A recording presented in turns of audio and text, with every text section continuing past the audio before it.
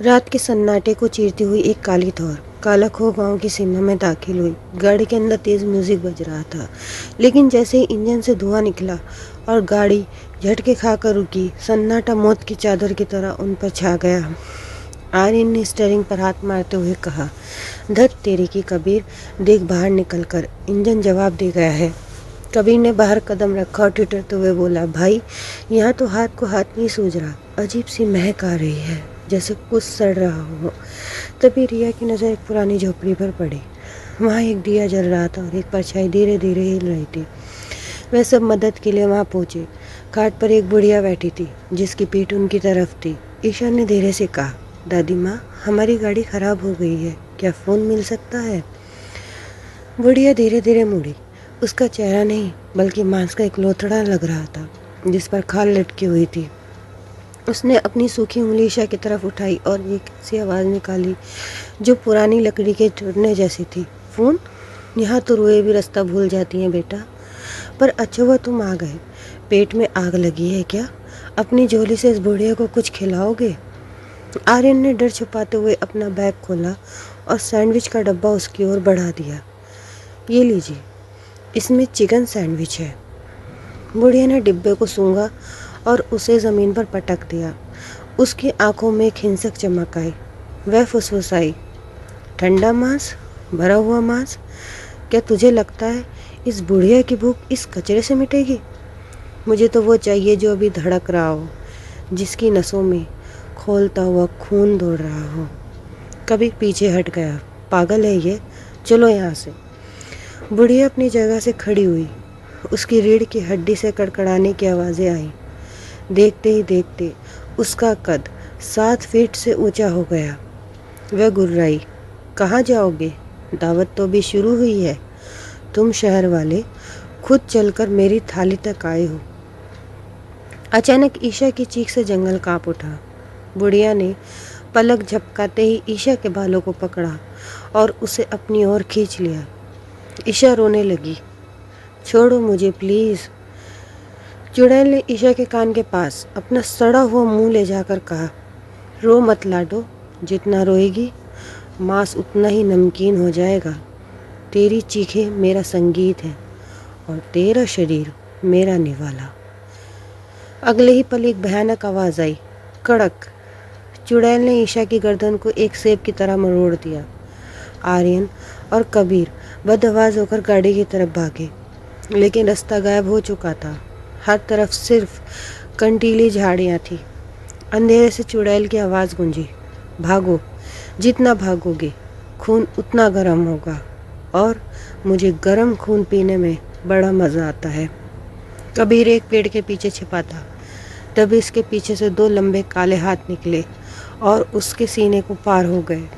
चुड़ैल ने उसका दिल बाहर निकाला और उसे चबाते हुए बोली, शहर का खून थोड़ा फीका है पर कलेजा बड़ा नरम है। आर्यन और रिया अब गाड़ी के पास थे, पर गाड़ी के शीशे पहले ही टूट चुके थे। चुड़ैल गाड़ी की छत पर बैठी थी। उसका मुंह खून से लथपथ था।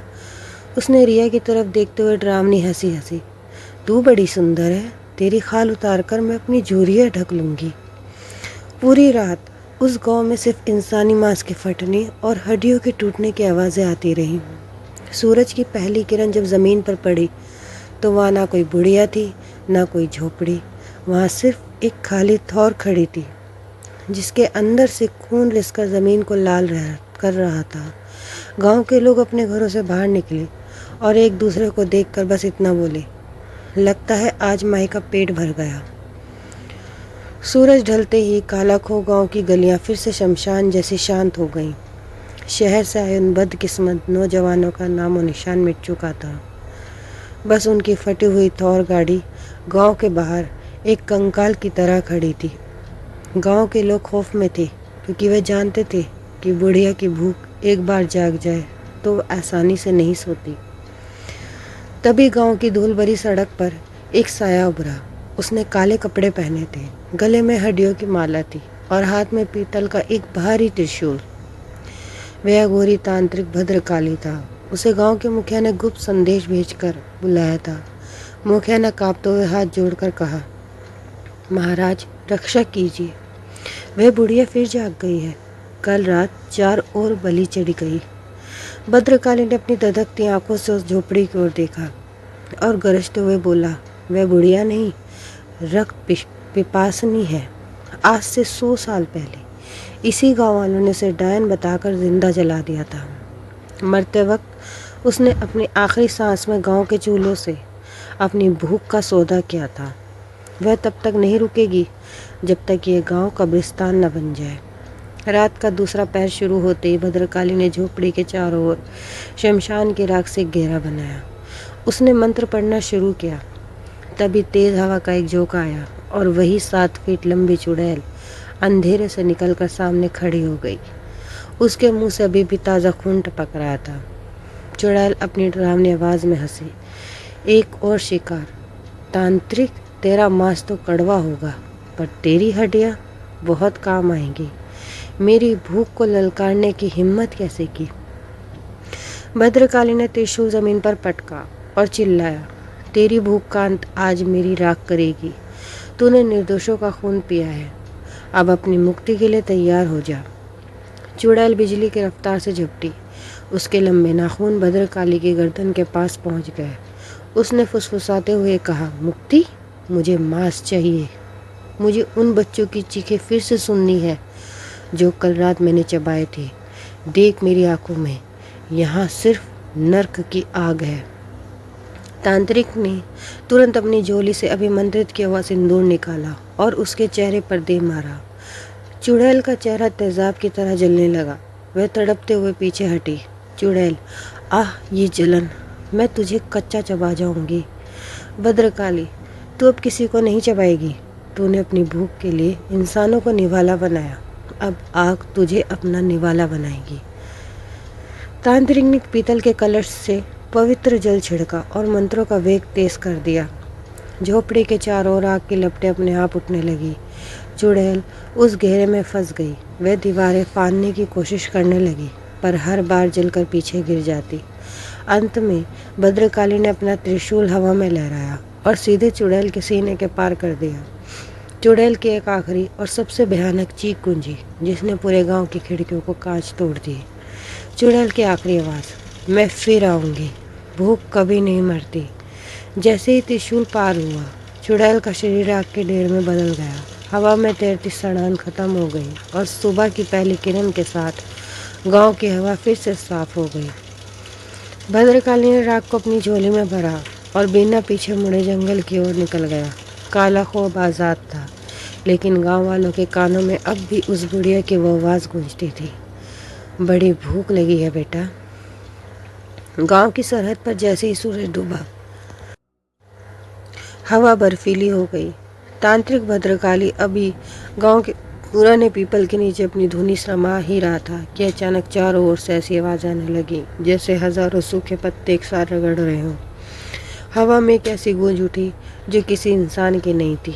वह आवाज़ हवा की तरह तैरती हुई भद्रकाली के कान पास आई। तांत्रिक, तूने सोचा कि एक लोहे का टुकड़ा मेरी 100 साल की भूख मिटा देगा? मैं मिट्टी नहीं हूँ जो दब जाऊंगी, मैं वो प्यास हूँ जो खून पीकर भी नहीं बुझती।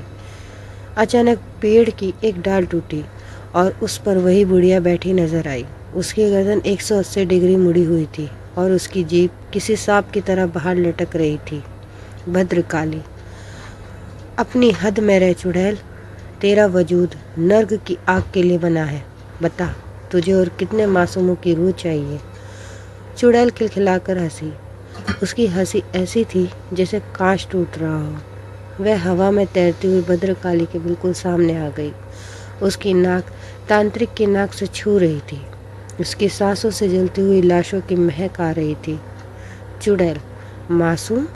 इस दुनिया में कोई मासूम नहीं है।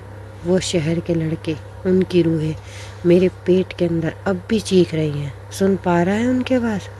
वो कह रहे हैं, दादी हमें बाहर निकालो, हमें यहाँ बहुत अंधेरा है।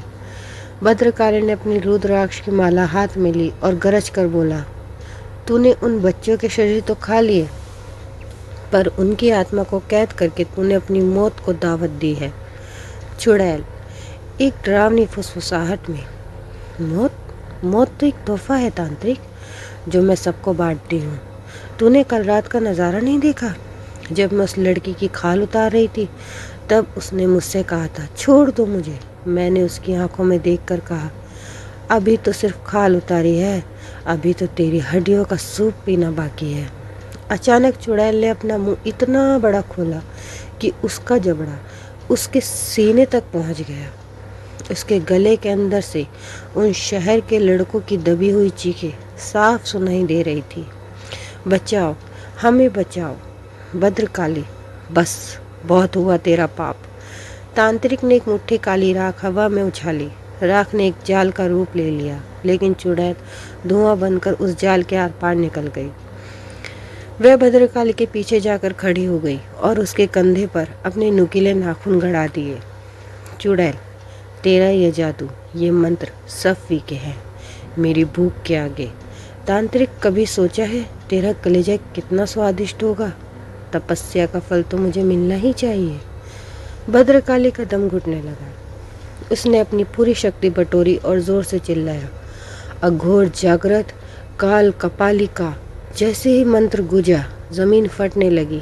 चुड़ैल चिल्लाई, नहीं, ये आग मुझे नहीं छू सकती। भद्रकाली, ये आग नहीं है, ये उन लोगों का आक्रोश है जिन्हें तूने निवाला बनाया।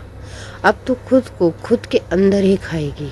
चुड़ैल का शरीर खुद ब खुद मुड़ने लगा, उसकी अपनी हड्डियां टूटने लगी।